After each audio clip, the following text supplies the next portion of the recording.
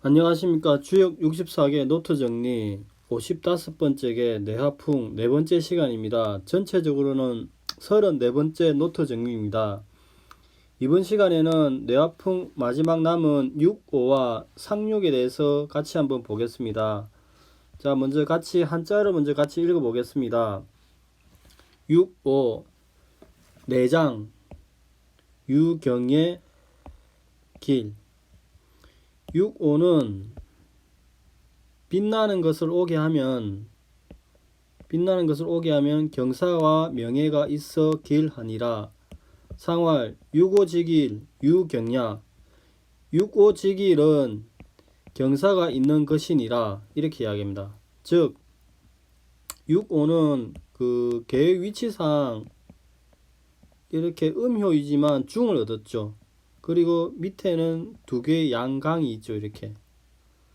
그래서 여기 보면 5위 중을 얻었고 군위의 자리이고 음요 밑에는 두 개의 양강이 있다 이렇게 이야기합니다.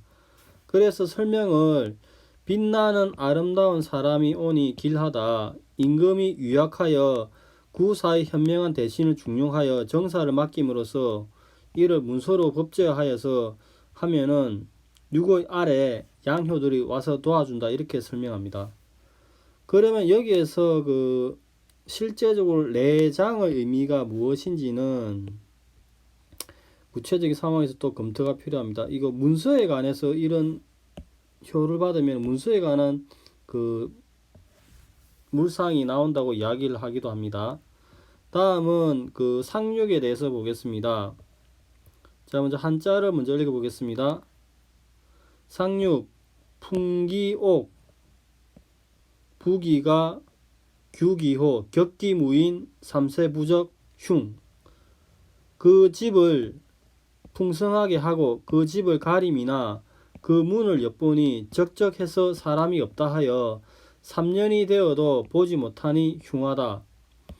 풍기옥 천재상냐 규기호 격기무인 자장냐 그 집을 풍성하게 한다는 것은 하늘에 닿을 듯이 하는 끝까지 날아가는 것이요. 그 문을 엿보니 적적해서 사람이 없다는 것은 자장냐 스스로 몸을 감추는 것이니라 이렇게 이야기합니다.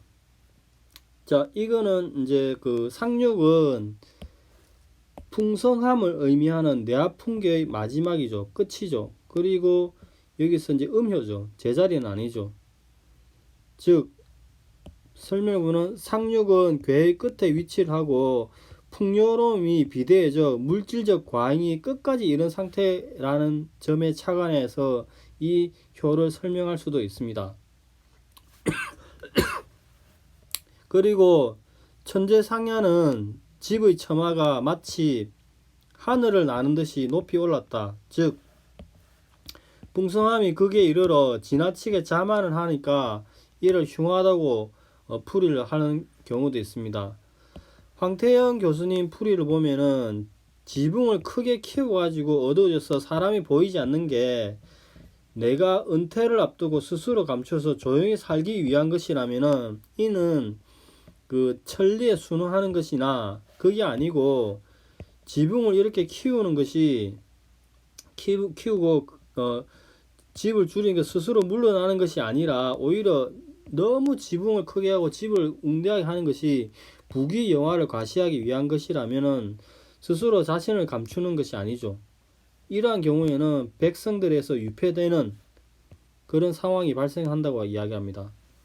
그러면은 이제 이 풍기옥 그 집을 그 풍성하게 하는 것은 우리가 풍계 제일 처음 했던 그 풍성하게 하다, 대하게 하다, 크다 이 의미와 그 취지를 생각하면서 격기무인 그 문을 엿보아도 적적해서 사람이 없다는 그 의미가 이 효를 받았을 때 어떠한 의미를 가지는 것인가는 그 상황을 효를 받았을 때 조금 더 검토해야 될 문제라고 생각합니다.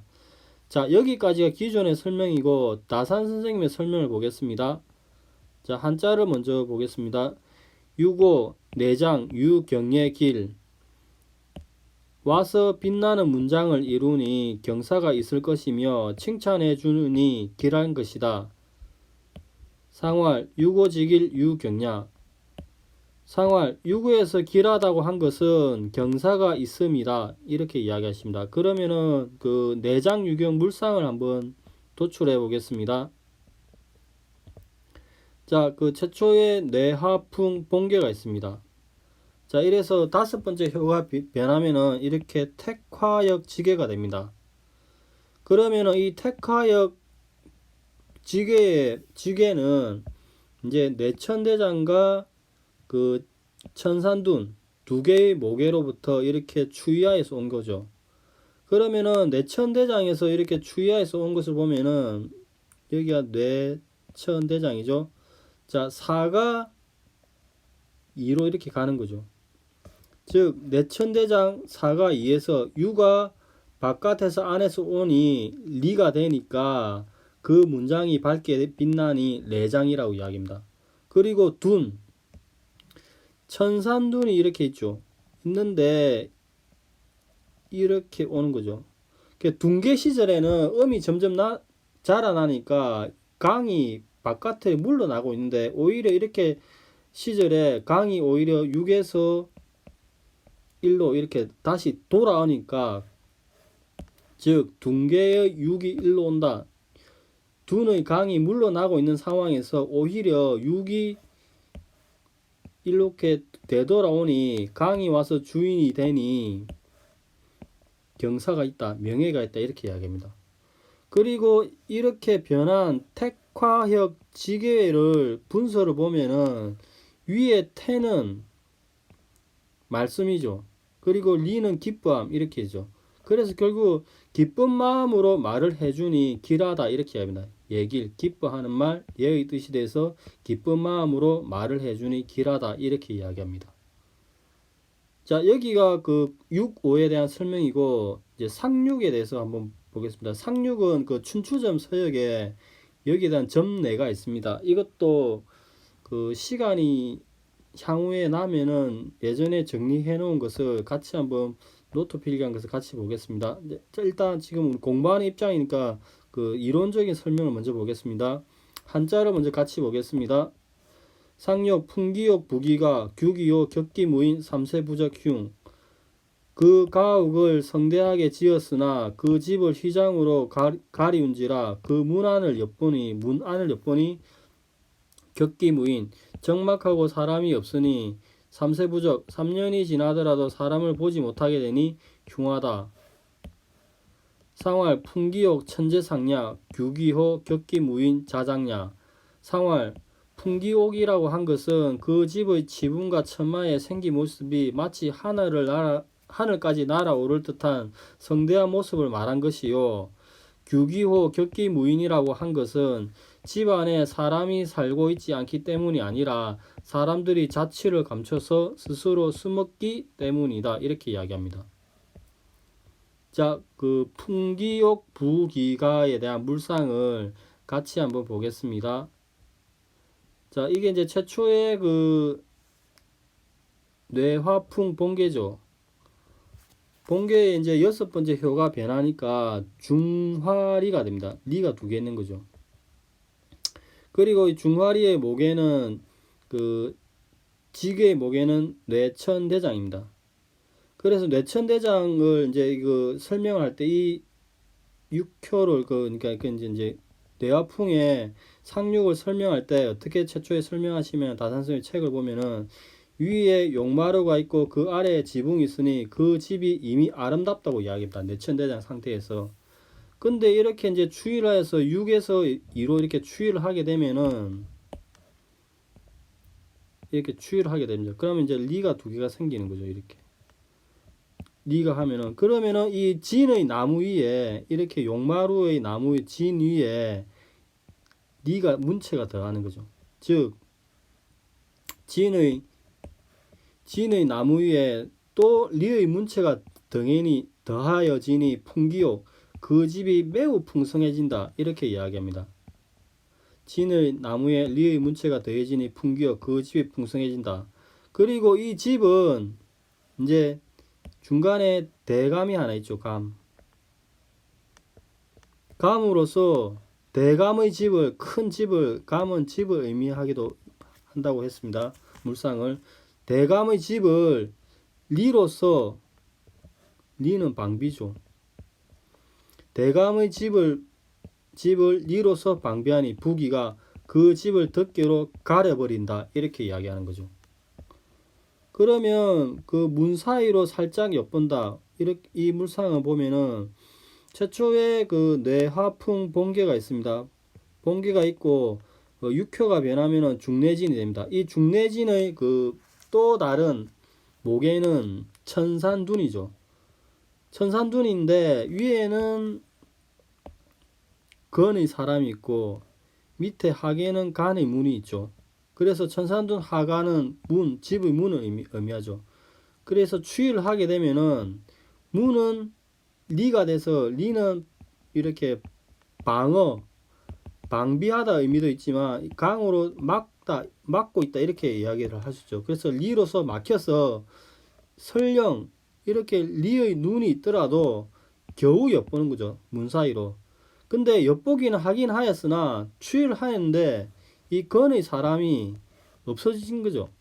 건의 사람도 보이지 않고 본 지게의 그 모계인 중하리의 본계인 이때 진이 있는데 뇌화풍의 상계인 진이 여기 있는 진의 물상이 효변을 하면서 없어진 거죠. 그래서 여기에 사람도 안 보이고 진, 움직임, 떨림, 울림, 소리도 들리지 않니 무인이죠. 이런 무인, 격기 무인을 삼세부적, 삼세불관 한 것은 이런 리의 눈이 있다 하더라도 건의 사람을 만나기까지는 방위로 보면은 여기 구리에서 건의 사람 이렇게 건의 사람까지 가려면은 한 번, 두 번, 세 번을 거쳐야 되니까 삼세불관, 삼세부적, 삼세불관이라고 이야기를 합니다. 그 다음에 그 기치, 집의 기치 마치 하늘을 날아오는 듯한 천재우의 상황을 그 물상을 찾아보면은 뇌하풍 이 본계가 이제 그 지계가 되면은 중화리가 되는 거죠. 상륙이 이렇게 변해가지고 중화리가 되는데 원래는 이제 손의 그 뇌하풍 중간에 그 호계를 보면 이렇게 손의 장인이 있죠. 손의 장인이 이제 솜씨가 좋아서 재주를 부리다 보니까 이제 효변을 하다 보니까 이제 중화리에서 이 리가 문체가 되는 거죠. 빛나는 거죠. 즉 궁실이 이렇게 빛나니까 마치 새가 날아오는 오르는 듯한 이런 문체가 되니까 그 하늘 위까지 다 들어간다. 이렇게 굉장히 화려하고 외관이 치장이 잘 돼 있다. 이런 의미로 이야기죠. 그러니까 이렇게 이제 궁실이 이렇게 화려하니까 망할 수밖에 없다. 이렇게 설명을 하십니다. 그 망함의 의미는 아까 황태현 교수님이 한 그 개념을 조금 차용을 해도 됩니다.